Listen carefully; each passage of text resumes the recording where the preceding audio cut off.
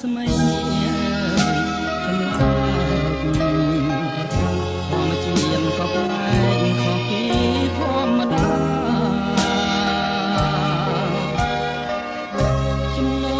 បងមកក្រខ្ញុំកាណាក់ញោមដល់រួមចិនដាហើយហាត់ថាទុនត្រជាង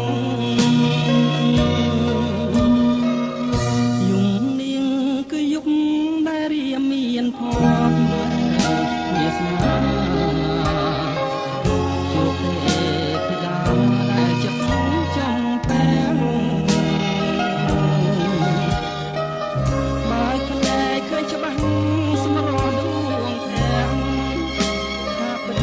ជារឿងមកแล้วជឿជាក់មិនមែនសូបាន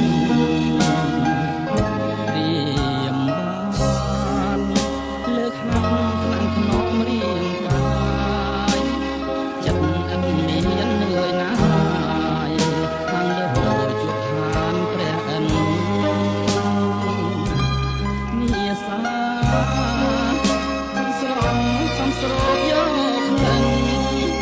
កាវិញក៏មិនក្រអូបដោយក្លិនកលយាពេលរៀមភ្ញាក់ឡើងដឹងខ្លួនស្រវាងរកស្រីរាត្រី